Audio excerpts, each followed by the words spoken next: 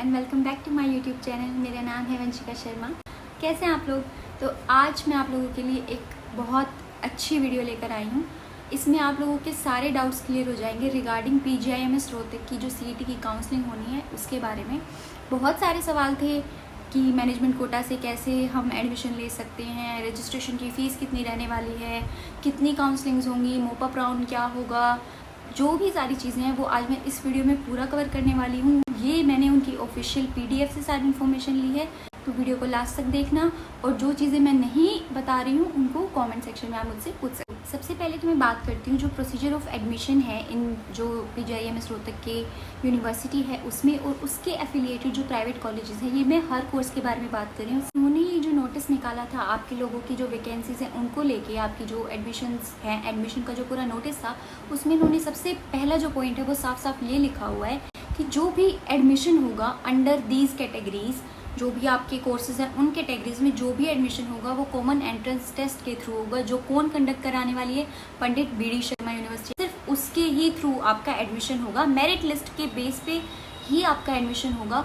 और इन्होंने एक बात साफ साफ बोली है कि जो आपकी जो क्लासेस हैं, जो आपकी क्लासेस का शेड्यूल रहने वाला है वो किसकी कंफर्मिटी के साथ होगा, आपके स्टेट नर्सिंग काउंसिल, आपके INC के साथ, या फिर आपका जो हरियाणा नर्सिंग काउंसिल है उसके साथ ही कंफर्मिटी में आपका जो स्केड्यूल है, जो आपके एग्ज़ाम्स हैं, जो आपकी क्लासेस हैं वो इसी की कंफर्मिटी में चलेंगे।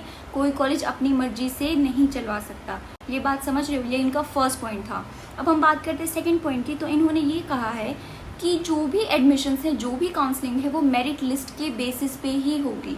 मतलब कि कोई भी कॉलेज अपनी मर्जी से कोई भी एडमिशन नहीं ले सकता। कौन कंडक्ट करा रहा है? PGIMS कंडक्ट करवा रहा है, तो वो ही मेरिट लिस्ट के बेस पे आपको काउंसिल करके आपको एडमिशन करेगा और आपकी सीट अलॉट करेगा।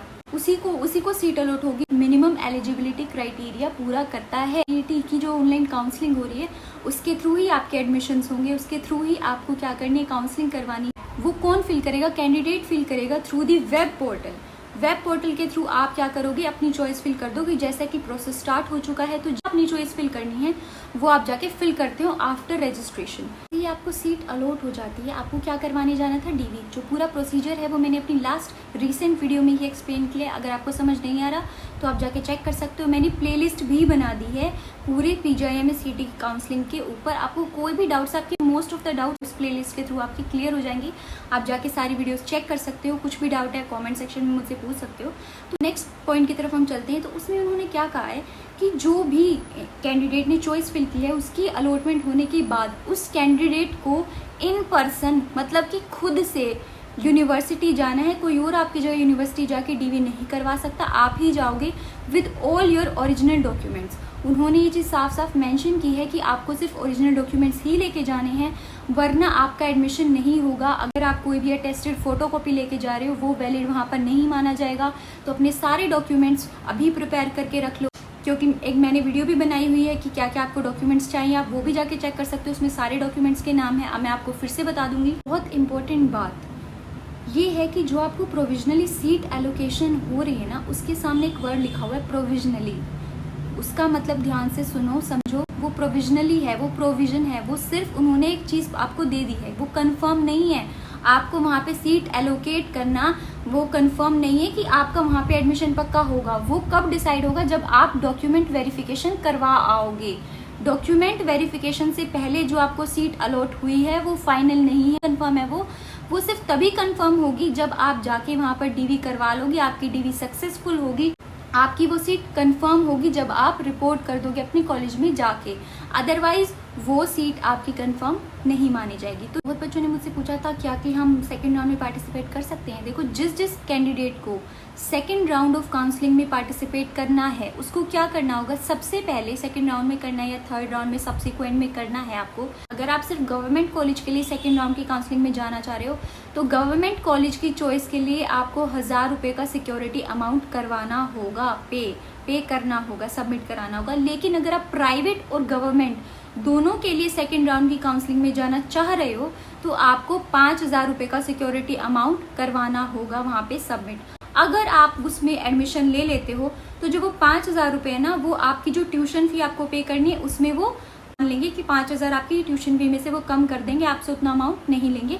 लेकिन अगर आप उस काउंसलिंग में भी नहीं सीट लेते हो, उस काउंसलिंग में भी अपनी सीट कंफर्म नहीं करते हो, तो वो 5,000 रुपये, वो 1,000 रुपये आपके फॉरफेट कर दिए जाएंगे। उनको क्या आप रिफंड नहीं करवा सकते, वो पैसे आपको वापस नहीं मिलेंगे। तो ये सबसे बड़ा डाउट था।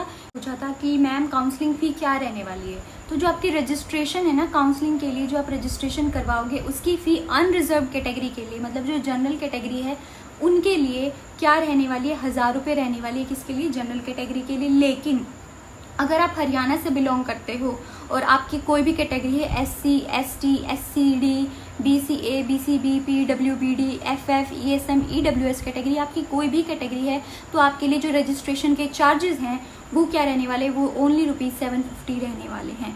तो ये आपकी जो काउंसलिंग फी का डाउट था, ये भी मैंने अभी क्लियर कर दिया है। सारे बच्चे पार्शियल ड्रॉप लेने की सोच रहे हैं। कुछ बच्चों ने सोचा था कि हम लोग एडमिशन लेने के बाद कॉलेज को छोड़ देंगे तो क्या होगा, कुछ पूछ रहे थे मुझसे कि हम कॉलेज छोड़ रहे हैं, हम कोर्स छोड़ रहे हैं तो क्या होगा।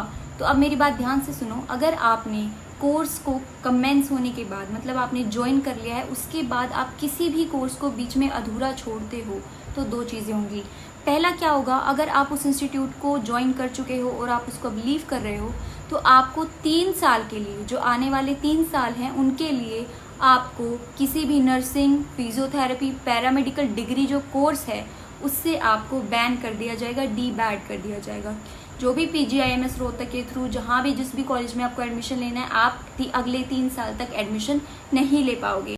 तो सोच समझ के डिसीजन लेना, सोच समझ के अपना कोर्स छोड़ना।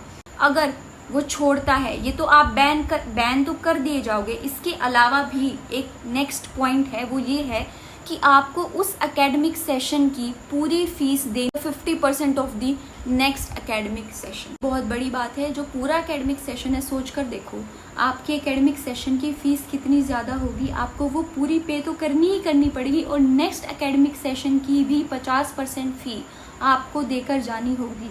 तो अगर आप कोई कोर्स ज्वाइन कर रहे हो और उसको बीच में छोड़ रहे हो, तो ये बात आपको पहले ही पता होनी चाहिए। उन्होंने ये इसमें मेंशन कर दी है, आप बीच में इस चीज़ से मना नहीं कर सकते। और उनके बिना मर्जी के आप कहीं और एडमिशन ले नहीं पाओगे, क्योंकि जहाँ भी एडमिशन लेने जाओगे वहाँ भी माइग्रेशन सर्टिफिकेट मांगा जाएगा और आपके ओरिजिनल डॉक्यूमेंट्स मांगे जाएंगे। ओरिजिनल डॉक्यूमेंट्स आपका कॉलेज ही रखता है आपके, कुछ सिर्फ इसी वजह से कि आप बीच में छोड़ के चले ना जाओ। तो अपना डिसीजन पहले ही ले लो। अभी एडमिशन नहीं हुआ है, अभी भी आपके पास टाइम है, आप सोच सकते। अगर कोई भी कॉलेज आपको एडमिशन के लिए ये बोलता है कि चलो यूनिवर्सिटी से नहीं हुआ तो मैं अपने पर्सनल लेवल पे करवा दूंगा, तो सावधान हो जाना, क्योंकि ऐसा यूनिवर्सिटी बिल्कुल अलाउड नहीं करती। ऐसे एडमिशन को वो बिल्कुल इनवैलिड मानती है। बाई चांस कल को चल के उनके पास उतनी सीट्स थी ही नहीं और उन्होंने आपको एक्स्ट्रा एडमिशन में रख लिया, तो वो आपकी गलती होगी। आप आगे जाके क्लेम नहीं कर सकते, क्योंकि यूनिवर्सिटी या फिर कोई भी नर्सिंग रजिस्ट्रेशन काउंसिल आपको रजिस्ट्रेशन नंबर नहीं प्रोवाइड करेगा। आपके 4 साल, आपका जितना भी ड्यूरेशन है वो वेस्ट चला जाएगा, आपकी मनी वेस्ट चली जाएगी। तो ऐसी चीज़ों से बिल्कुल सावधान होना। डेस्परेट होकर किसी भी कॉलेज वाले की बात पे यकीन मत करना। हर कोई अपना फ़ायदा देखेगा, आपके बारे में कोई नहीं सोचेगा। तो ये जो मैं वीडियो बना रही हूँ, इसका सिर्फ यही पर्पस है कि आप थोड़ा सा जागरूक हो जाओ अपनी राइट्स को लेके। जो बच्चे EWS से फॉर्म फिल कर रहे हैं उनको एक इनकम डिस्क्लोजर सर्टिफिकेट भरना होगा। उसका जो PDF में से जो मैंने पेज लिया है, जो आपका फॉर्म है, उसी फोटो मैं अपने WhatsApp चैनल पे शेयर कर दूंगी। आपको प्रिंट करवा के उसको फिल करके उस टाइम पे वहाँ देना होगा, आज जिसमें कि आप ये डिस्क्लोज कर रहे हो, आप ये सर्टिफाई कर रहे हो कि मेरे पास इससे ज़्यादा इनकम नहीं है। तो वो आपको सच फिल करके वहाँ पर देना होगा। आप मेरे WhatsApp चैनल को ज्वाइन कर सकते हो, शेयर कर दूंगी। देखो कुछ ऐसे सर्टिफिकेट्स हैं, कुछ ऐसे आपको प्रिंट आउट निकलवा करके उन्होंने एनेक्शर्स दे रखे हैं, उनको प्रिंट आउट निकलवा के आपको उस पर ऑथोराइज्ड अथॉरिटी के सिग्नेचर करवा के उसको वहाँ पे DV के टाइम पे सबमिट करना होगा। तो अगर आप वो चीज़ें लेना चाहते हो, जानना चाहते हो, तो मेरे WhatsApp चैनल को ज्वाइन कर देना। मैं वो सारी चीज़ें वहाँ पर शेयर कर दूंगी कि यहाँ पर मैं आपको हर चीज़ नहीं प्रोवाइड करा पाऊंगी, तो वहाँ पे आप उसको ले सकते हो। जानकारी सारी आपको वहाँ पर मिल जाएगी, तो ज्वाइन कर ले। नीचे मैं डिस्क्रिप्शन में लिंक डाल दूंगी। देखो अब हम आज बात करने वाले हैं फीस स्ट्रक्चर के बारे में, कि फीस स्ट्रक्चर आपका क्या रहने वाला है BSc नर्सिंग कोर्स के लिए गवर्नमेंट कॉलेज में। अब सबसे पहले हम गवर्नमेंट कॉलेज की बात करते हैं। तो आपको मैं गवर्नमेंट कॉलेज का फीस स्ट्रक्चर डिस्क्लोज करने जा रही हूँ, जो उन्होंने ऑफिशियल नोटिस में डाला हुआ है, तो आप उसको ध्यान से सुनना। देखो ट्यूशन फीस कितनी रहने वाली है BSc नर्सिंग के लिए, ये मैं BSc नर्सिंग के लिए स्पेसिफिकली बात कर रही हूँ। ट्यूशन फ़ी रहने वाली है आपकी 20,000 रुपये, तो आपकी 20,000 रुपीज़ रहेगी। सिक्योरिटी जो कि बाद में आपको रिफ़ंड कर दी जाएगी, वो रहेगी आपकी 1,500 रुपये। रजिस्ट्रेशन फ़ी आपकी रहने वाली है 1000 रुपये, जो मैं ऑलरेडी आपको बता चुकी हूँ लास्ट वीडियो में। स्पोर्ट्स फ़ी रहने वाली है आपकी 50 रुपये। यूथ वेलफेयर फ़ी आपकी 500 रुपीज़ रहने वाली है। डेवलपमेंट फ़ंड आपका 1000 रुपीज़ रहने वाला है। NSS फंड आपका 10 रुपये रहने वाला है। यूथ रेड क्रॉस सब्सक्रिप्शन फ़ी आपकी 80 रुपीज़ रहने वाली है। और जो आपके यूनिवर्सिटी के चार्जेस हैं वो एज़ पर एक्चुअल रहने वाले हैं, जो वो उन्होंने आपको ऑलरेडी बता दिया गया है। आपकी जो टोटल है, आपकी जो टोटल फ़ी बनी है वो बनी है 24,140 रुपये। ये गवर्नमेंट कॉलेज की बात कर रही हूँ। हॉस्टल की फ़ीस के बारे में अब मैं आपको बता दूं कि हॉस्टल फ़ी आप देनी है वहाँ पे, जब आप BSc नर्सिंग में हॉस्टल ले रहे हो तो कोई रूम का रेंट आपको नहीं देना है वहाँ पे। आपको सिर्फ इलेक्ट्रिसिटी चार्जेस देने हैं, वो भी 1 साल के 9,000 रुपये। तो देखो गवर्नमेंट कॉलेज में जिसका हो जाएगा उसको तो बहुत कम पे करना है। 24,140 आपकी जो फीस है वो रहने वाली है, और जो आपका हॉस्टल के चार्जेस हैं वो आपके पर एनम ओनली 9,000 रहने वाले, 1 साल के इलेक्ट्रिसिटी चार्जेस। फैन और लाइटनिंग के चार्जेस हैं ना, वो प्राइवेट कॉलेज आपको लूट के खाने की कोशिश करते हैं। ठीक है, अभी मुझे बहुत गुस्सा आ रहा है ये जानने के बाद, क्योंकि मैं उस टाइम तो नहीं जानती थी इन सब के बारे में। जब से मैं ये करने लगी हूँ, यूट्यूब चलाना शुरू किया, तब से मुझे इन्फॉर्मेशन मिली है। क्योंकि मैंने 4 साल खुद पे किए हैं हर महीने के फ़ैन के चार्जेस। और अगर वहाँ पे कोई अगर कूलर लेके जा रहे हैं वो एक अलग बात है, बट एक पंखा 2 पंखे होते थे रूम में, उनके भी हमसे हर मंथ चार्ज लिए जाते थे। और जब हम डिमांड करते थे कि आप इसको हम नहीं देंगे, इसकी स्लिप बना के दो, तो हमें मना कर दिया जाता था साफ। कितना गलत हुआ है। तो तुम अवेयर रहना, ये वीडियो कुछ तो काम आनी चाहिए, किसी के तो काम आए। अगर कोई मांगे उनको ये नोटिस मैं अपने व्हाट्सएप चैनल में शेयर कर रही हूँ, उनको ये दिखा देना कि देखो, आंखें खोल के इसको देख लो, 1 पैसा नहीं देंगे तुम्हें फालतू। मैं आपको फिर से एक लिस्ट बता रही हूँ डॉक्यूमेंट जो आपको काउंसलिंग के बाद दीदी के टाइम पे वहाँ पे लेकर जानी है। सारे डॉक्यूमेंट्स है, इसमें टोटल 16 डॉक्यूमेंट्स की लिस्ट दी गई है। तो मैं आपको वो सारे पढ़ के बताने वाली हूँ। ये लिस्ट मैं आपको शेयर कर दूँगी व्हाट्सएप चैनल पर, वहाँ से दे लेना। ठीक है, सबसे पहले आपको मैट्रिकुलेशन सर्टिफिकेट चाहिए, यानी कि आपको हाई स्कूल का सर्टिफिकेट चाहिए, किसी भी बोर्ड का, ICSE, CBSE, क्लास 10th का या उसके इक्विवेलेंट का। आपको क्लास 10th का सर्टिफिकेट लेकर जाना है, जैसे कि, या फिर आप अपना डेट ऑफ बर्थ का जो प्रूफ है वो भी लेकर जा सकते हो, अगर आपके पास 10th का सर्टिफिकेट नहीं है तो। सेकंड आपको लेके जाना है आपकी +2 का पास सर्टिफिकेट, या फिर आपकी DMC, आपने जो 12th पास की थी। आप किसी भी ऐसे कोर्स में ले रहे हो, जैसे MSc में ले रहे हो, GNM के बाद पोस्ट बेसिक कर रहे हो, तो आपने जो लास्ट कोर्स पास किया है उसकी जो डिग्रीज हैं, उसकी जो DMC है, रजिस्ट्रेशन सर्टिफिकेट्स हैं, वो आपको लेकर जाने हैं इफ़ एप्लीकेबल। अगर आप सिर्फ BSc नर्सिंग में या किसी UG कोर्स में ले रहे हो, जो जिसमें आप सिर्फ 12th के बाद ही ले रहे हो, तो आपको लेके जाने की इन सब की नीड नहीं है, क्योंकि है ही नहीं आपके पास। कैरेक्टर सर्टिफिकेट लेकर जाओगे, जो कि आपका जो इंस्टीट्यूशन आपने लास्ट अटेंड किया था वहाँ का प्रिंसिपल आपको बनाकर देने वाला है। आपका कैरेक्टर सर्टिफिकेट लेके जाना है। अगर आप फिलहाल या पहले कहीं पे काम कर रहे थे, तो आपका जो सर्विस सर्टिफिकेट है वो एम्प्लॉयर से लेके जाना है इफ़ एप्लीकेबल। नेक्स्ट हम बात करते हैं resident certificate issued by competent authority of state government. आपको रेजिडेंट सर्टिफिकेट लेकर जाना है। Certificate of bona fide resident issued by competent authority of the state government. ये मैं सारी चीज़ें व्हाट्सएप चैनल में शेयर कर रही हूँ, वहाँ पे ले लेना। प्लीज़ मुझसे बार बार मत पूछना कि परिवार पहचान पत्र है वो लेकर जाना है, PPP ID जिसको बोलते हैं वो लेकर जाना है, यानी कि आपकी जो फैमिली ID है आपको वो लेके जानी है इफ़ एप्लीकेबल, अगर आप हरियाणा से हो तो।